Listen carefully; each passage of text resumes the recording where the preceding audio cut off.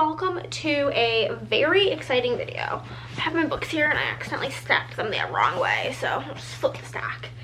Today we're going to be going over the top 10 books that I read in 2024. I don't know that any of these are, I think one of them is a 2024 release. I just got into the reading, well, I've been reading since I was little. And then I got out of it as an adult. And then I recently got back into reading in 2022, so I have a really long backlog of books.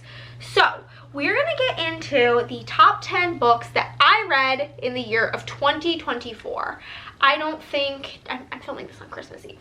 I don't think I'm gonna be reading anything spectacular. It's gonna need to be added to this list. If so, we'll pop in here with any corrections, okay?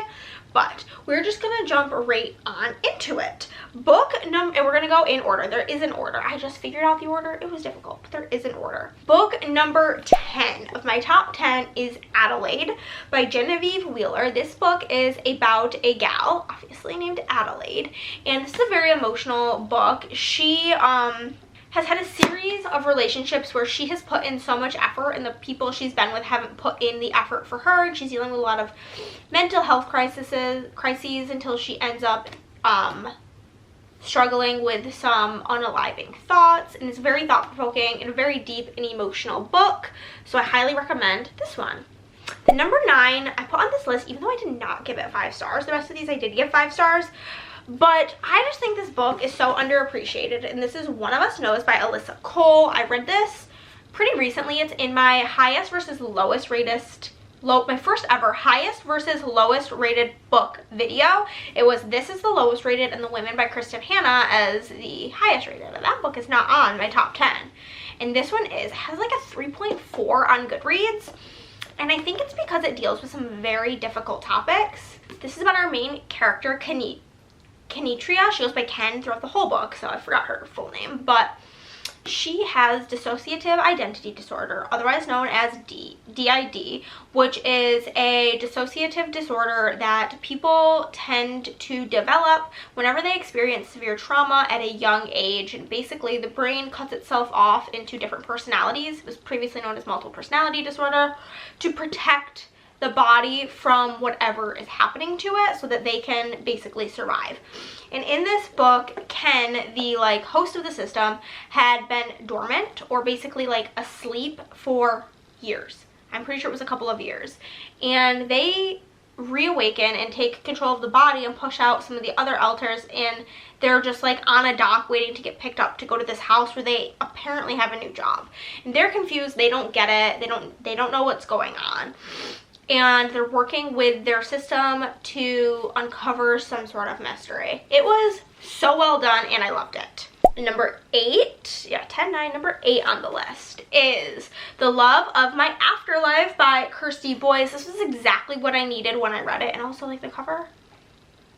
She's so cute. She's so cute. This is a little magical realism romance. We've got our main character, Delphi, and this is not a spoiler, this is she dies. She dies choking on a microwave hamburger in the first sentence of the book. And she ends up in the afterlife where she is greeted by Merritt, and Merritt is the receptionist of the afterlife. And while they're talking about yeah, you're dead, here's what's gonna happen now, a man appears in the afterlife. However, it's kind of like a glitch in the system. He is experiencing a near-death situation, and he gets sent back to Earth, but within his couple of minutes being there, Delphi's just oh my god, he's so cute, and they're flirting. And so Merritt gives her a bargain basically where she will send her back to Earth for 10 days, but she has to find the man and get him to kiss her, kind of like the Little Mermaid. And basically she's like, okay, I'll take the deal, what do I have to lose? And so can she find him in 10 days? We will see.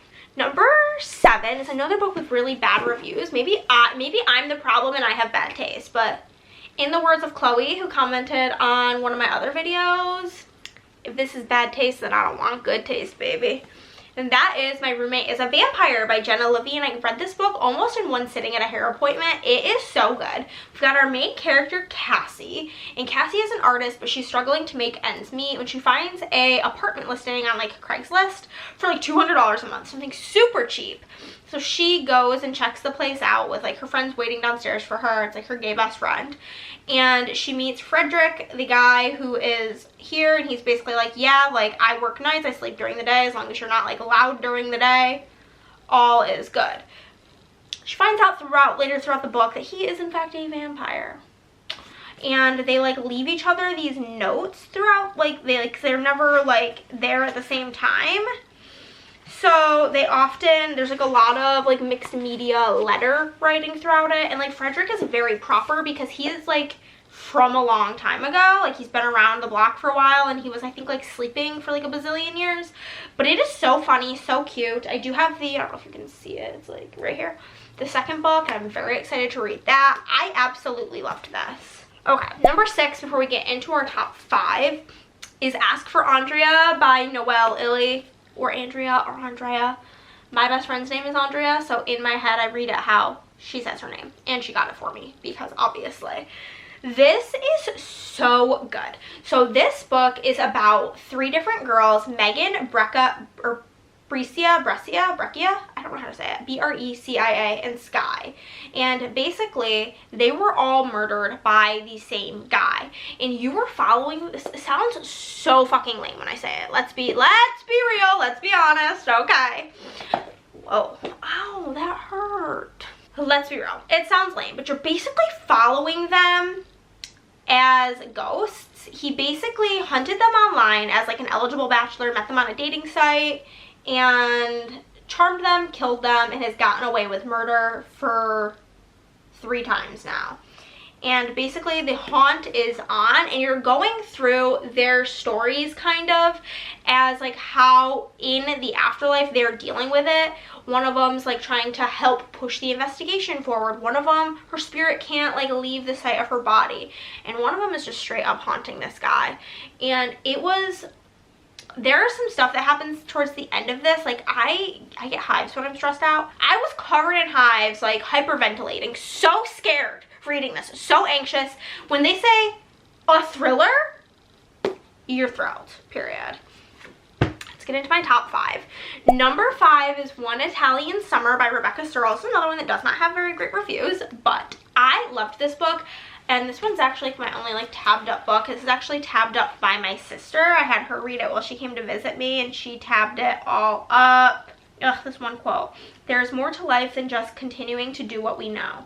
What got you here won't get you there. Oh my god, this just gave me chills. She was the most vibrant woman. She just knew everything, you know. Everyone who knew her went to her for advice. She was so good at being human. She just had it all figured out. And you come from her, he says. Yeah, but we're nothing like, oh my god. So, it's another magical realism book. This is about our main character, Katie, and Katie and her mom are very, very, very close. Her mom and her are planning to go on this trip to Italy. I also read this on a trip, like, me and my husband did not go on honeymoon because we were moving across the country, and so we went on a belated honeymoon this year, like a year or 2 later, 2 years later? Yeah, 2 years later, to Italy. And I read this in our hotel room in Venice, looking out at the water, like, it gave this vibes. So I think that also like enhanced the reading experience. But anywho, Katie's mother Carol had gone on this like wonderful trip to Italy in the Amalfi Coast when she was a young girl. And she had talked about it basically Katie's entire life. And they planned this whole trip to go. Then her mom got sick with cancer, and her mom died right before the trip. And Katie is kind of going through it. She's not sure if she wants to continue her marriage. She's like, kind of tells him she wants to be on a break. She is really just struggling, which is something I deeply relate to, as I lost my mom when I was quite young, as Katie is, and I was 21. I don't know how old Katie is, but her mom was her best friend. And I was sobbing through most of this book because same. And basically in this book, Katie goes on the trip by herself. Everything's normal when she checks in, and when she wakes up the next day, she is back in time. And she sees her 20-something mom on the streets of Italy, and she is able to like go on this trip with her mom. I've been going through it, guys. I've been really going through it these past couple of weeks, but she's like able to see things through her mom's eyes and to see her mom as like a human and not just a mom. And I can't talk about it anymore. We're gonna switch gears completely. It's another book I read on this same trip. We went to Rome and to Italy, and you ever just have like a memory associated with something? Like, I associate reading this on the train ride from Rome to Venice. So that book number 4 is going to be The Last Time I Lied by Riley Sager. Riley Sager is my #1 favorite author, and this book was crazy. It is about a group of friends, Vivian, Natalie, Allison, and Emma, and basically they're all going to summer camp together. And one night Emma is like younger than the other 3 girls in their like cabin or tent or whatever, in their little group of people who are rooming together. And the other 3 girls are kind of sneaking out one night, and they tell her she has to stay back because she's too young. So she sees them go, and then they're never seen again.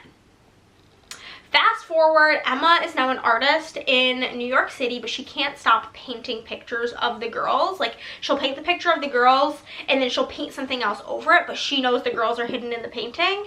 And she is confronted by like the owner of the camp, basically asking her, like, they're finally reopening the camp, and they want some of the people who were there when it happened to be there to, like, I don't really get why, but she agrees to go to teach art at the camp and maybe uncover what happened.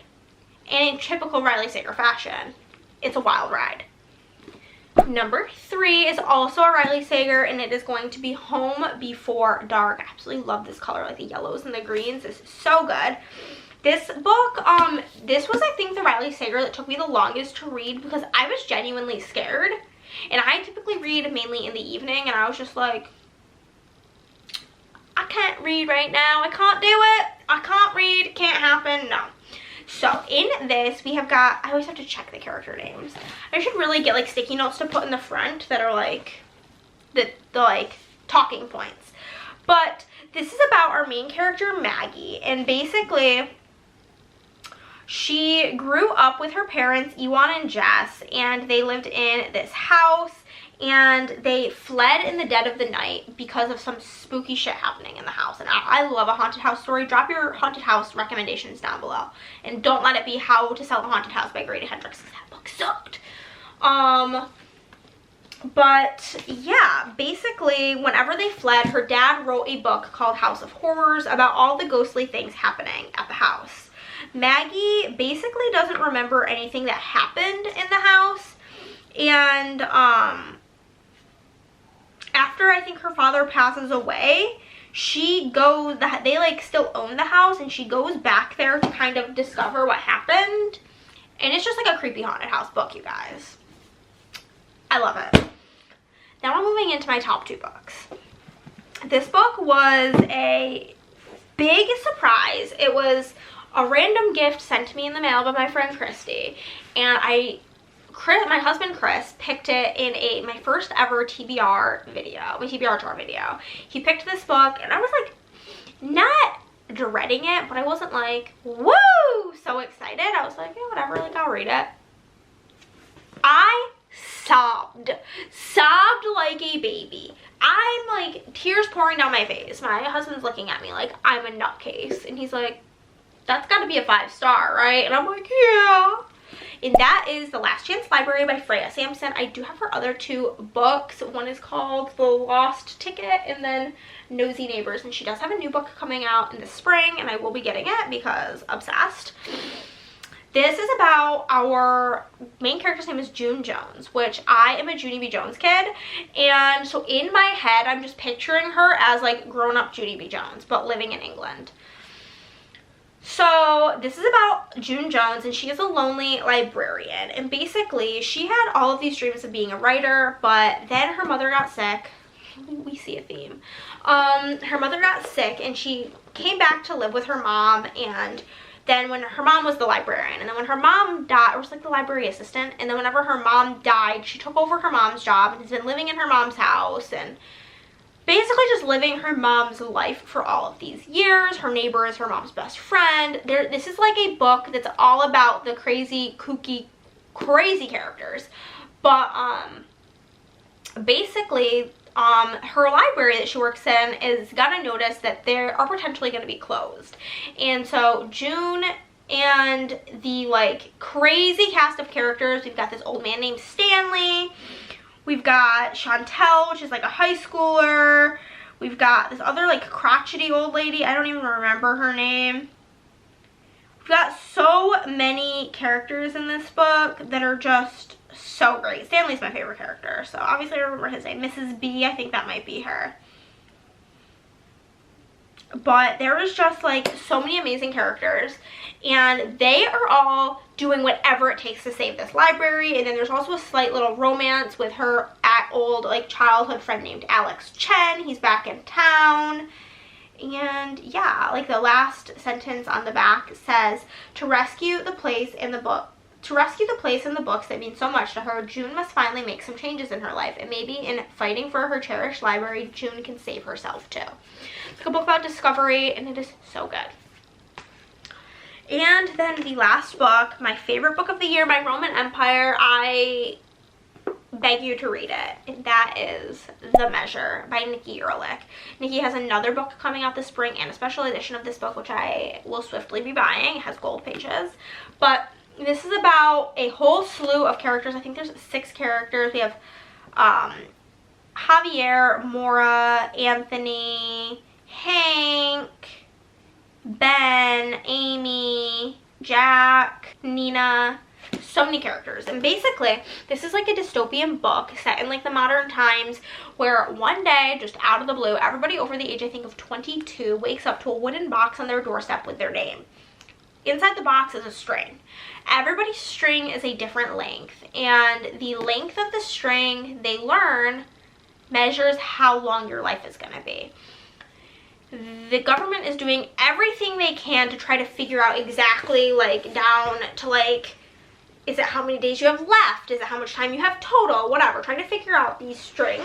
And this is basically going through different people's lives and how they handle it. We have Hank, and he is a doctor, and he is seeing the effects of it in the hospital, where like people will go into surgery completely like getting a heart transplant. They're like, I'm fine, my string's long. Then you have people who are choosing to not look at their string at all because they don't want to know. You face the idea of like people in your family not wanting to look and betraying them and looking at their strings. The way the world treats what they refer to as the short stringers like really poorly, and like the military and how it like people, whether or not they should have to disclose their strings. The idea of like dating and marriage when you know that the person is gonna die. So thought-provoking, so good. This is like a book I think I could reread so many times and find something new to love about it. Whenever my friend Christy read it, she read it after me, and she was like texting me. I was like, I don't know what happens when, so like she was texting me all of her thoughts and feelings. I'm like, so I'm not gonna say anything until the end. And then she's telling me stuff, and I'm like, I didn't think of it that way. And then I'm telling her stuff, and she's like, oh my god, I didn't think of it that way. So deep, so good, so good. I loved it. So have you guys read any of these books? What do you think of my top 10? Do any of these books fall into your top 10? I feel like my top 10 is very eclectic, and of these books that I've read, I think the only one that I've seen in anybody's top 10 of this year is, I know that The Measure was in Miss Gabby Reed's top 10. She's actually the reason I picked it up. It was one of my book club picks, which my book club is always linked down below. Here we are. Here's our stack. It's beautiful. It's colorful. I love her. And thank you so much for watching. I'll see you guys next time. Bye.